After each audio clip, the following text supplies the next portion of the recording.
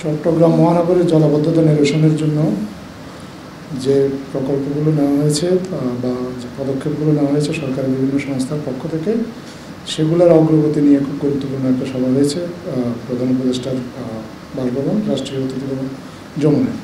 এখানে আপনার চট্টগ্রাম বন্দর উন্নয়ন কর্তৃপক্ষের চেয়ারম্যান, চট্টগ্রাম মহানগর উন্নয়ন কর্তৃপক্ষের চেয়ারম্যান, চট্টগ্রাম সিটি কর্পোরেশনের প্রধান নির্বাহী কর্মকর্তা, নাগরিক সমাজের প্রতিনিধি, তারা তো উপস্থিত ছিলেন। পাশাপাশি এই সভায় আজকে উপস্থিত ছিলেন উপদেষ্টা ফাউজুল কবির খান, উনি সড়ক এবং রেলপথ এবং জ্বালানি মন্ত্রণালয়ের দায়িত্বে আছেন। উপদেষ্টা আদিলুর রহমান খান এবং ফারুকি আজম, ওনারাও আজকে সভায় উপস্থিত ছিলেন। আজকে সভায় সবাই চট্টগ্রাম বিভাগীয় কমিশনার জিয়াউদ্দিন আহমেদ, ডক্টর জিয়াউদ্দিন, উনি জলাবদ্ধতা নিরসনের যে প্রকল্পগুলো নেওয়া হয়েছে এগুলোর অগ্রগতি সম্পর্কে একটা প্রেজেন্টেশন দেন।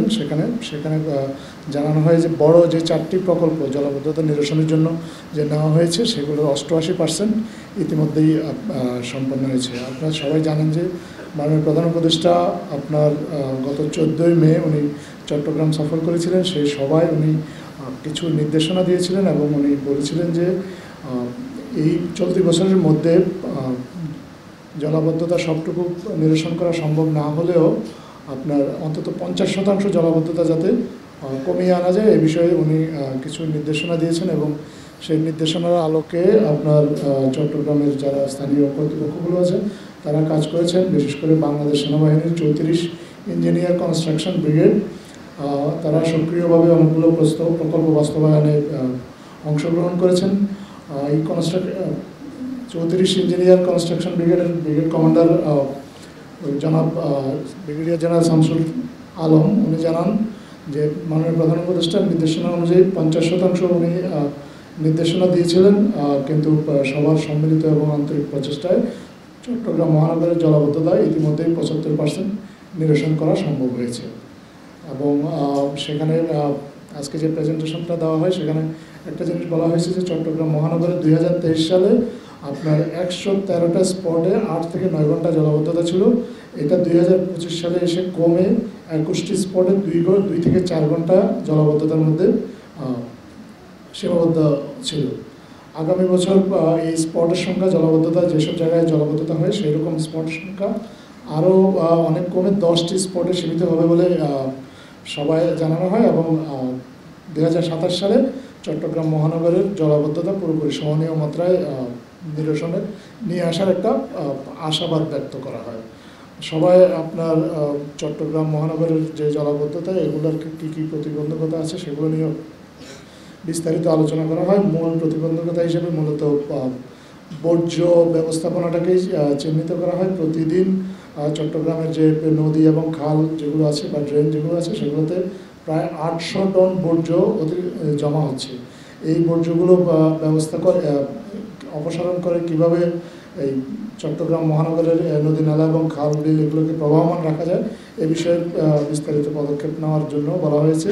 সেখানে চট্টগ্রাম সিটি কর্পোরেশনের কর্মকর্তারা ছিলেন। ওনারা জানিয়েছেন যে ওনাদের চট্টগ্রামে প্রতিদিন প্রায় 3200 টনের মতো আপনার বর্জ্য উৎপাদিত হয় এবং ওনাদের এখন যা ক্যাপাসিটি আছে সেটার পরিপূর্ণ ব্যবহার করলে ওনাদের পক্ষে 2700 থেকে 2800 টন বর্জ্য অপসারণ করা সম্ভব। বাকি বর্জ্যগুলো থেকে যাচ্ছে এবং ওনারা এই বিষয়ে স্থানীয় জনগণের সহযোগিতা চেয়েছেন এবং সরকারের কাছেও এ বিষয়ে আরও প্রকল্প গ্রহণ এবং অর্থ বরাদ্দের কথা বলেছেন। এবং এই বর্জ্য ব্যবস্থাপনার জন্য চট্টগ্রাম মহানগরে বেশ কয়েকটা দেশ তারা বিভিন্ন সহায়তার প্রস্তাব দিয়েছে এবং তাদের যে সহায়তাগুলো আছে এই সহায়তাগুলো নিয়ে এক ধরনের কয়েকটা ফিজিবিলিটি স্টাডি হয়েছে। এ ব্যাপারে সরকারকে সিদ্ধান্ত গ্রহণের জন্য দ্রুত চট্টগ্রাম সিটি কর্পোরেশনের পক্ষ থেকে বলা হয়েছে। সবাই আপনার মানে প্রধান উপদেষ্টা উনি বলেছেন যে এটা এই বছর যে অগ্রগতিগুলো হয়েছে এর ফলে সরকার যেটা আশা করেছিল যে প্রথম ধাপটা সরকারের যে এক্সপেকটেশন সেই এক্সপেকটেশনের ফার্স্ট ফেজটা কমপ্লিট হয়েছে।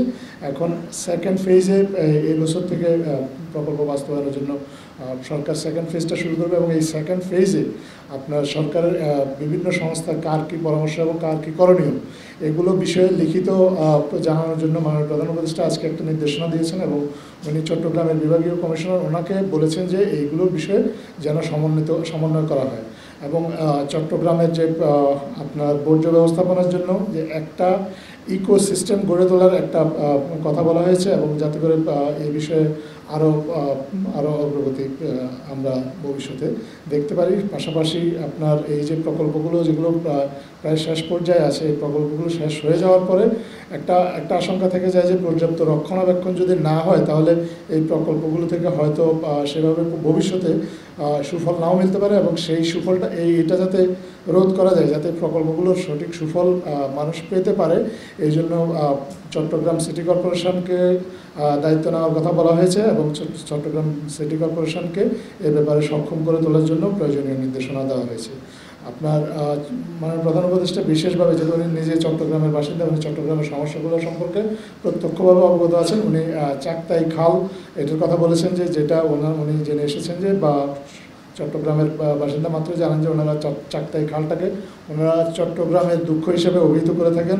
এই চাকতাই খালের আসলে পানি প্রবাহ ঠিক রাখার জন্য কী পদক্ষেপ নেওয়া হয়েছে উনি জানতে চেয়েছেন। সেই চট্টগ্রামের যিনি চট্টগ্রাম উন্নয়ন কর্তৃপক্ষের চেয়ারম্যান উনি উপস্থিত ছিলেন। উনি প্রধান উপদেষ্টাকে জানিয়েছেন যে চট্টগ্রামে আপনার চাকতাই খালে পানির প্রবাহ ঠিক রাখার জন্য ওনারা 12টি পাম্প বসানোর কার্যক্রম হাতে নিয়েছেন, এবং এই 12টি পাম্পের মধ্যে 10টি পাম্প ইতিমধ্যে বসে গেছে, এবং প্রতিটি পাম্প প্রতিদিন 2 লিটার করে পানি অপসারণ করতে সক্ষম। তো সেই হিসাবে সবগুলো পাম্প যদি চলমান কার্যকর থাকে তাহলে 12টি পাম্প থেকে 24 কোটি লিটার পানি ওনারা অপসারণ 2 কোটি লিটার এক একটি 12টি থেকে 24 কোটি লিটার পানি ওনারা অপসারণ করতে পারবেন। এছাড়া পুরো চট্টগ্রাম মহানগর জুড়ে এরকম আরও 56টি আপনার পাম্প বসানোর কার্যক্রম চলমান রয়েছে, এবং চট্টগ্রামে যে আপনার প্রকল্পগুলো বাস্তবায়ন চলছে সেখানে আরেকটা বড় সমস্যার কথা বলা হয়েছে ভূমি অধিগ্রহণ। আপনারা জানেন যে মহানগর এলাকায় ভূমি অধিগ্রহণ একটা জটিল প্রক্রিয়া। ভূমি অধিগ্রহণের ক্ষেত্রে ওনারা চট্টগ্রামের স্থানীয় জনসাধারণকে আসলে ধন্যবাদ জানিয়েছেন, কারণ স্থানীয় জনসাধারণ অনেক ক্ষেত্রে স্বতঃস্ফূর্তভাবে তাদের জমি এই প্রকল্পের জন্য দান করছেন, এবং তারা যাতে দ্রুত ক্ষতিপূরণ পেতে পারেন, যারা তাদের জমি এই প্রকল্পগুলো বাস্তবায়নে দান করছেন বা জমিগুলো ব্যবহার করার জন্য দিচ্ছেন, সেগুলোর জন্য তারা যাতে দ্রুত ক্ষতিপূরণ পেতে পারে, এই জন্য চট্টগ্রাম উন্নয়ন কর্তৃপক্ষের পক্ষ থেকে সরকারের কাছে আহ্বান জানানো হয়েছে। আজকে সবাই আরেকটা স্থানীয় যে নাগরিক সমাজ চট্টগ্রামে তাদেরকে ধন্যবাদ জানা হয়েছে। পাশাপাশি দুটো বড় রাজনৈতিক দল বিএনপি এবং জামাত ইসলাম তারা তাদের নিজেদের উদ্যোগে চট্টগ্রামে দুটো খাল নিজেদের অর্থায়নে সংস্কার করেছে, সেজন্য তাদেরকেও ধন্যবাদ জানানো হয়েছে।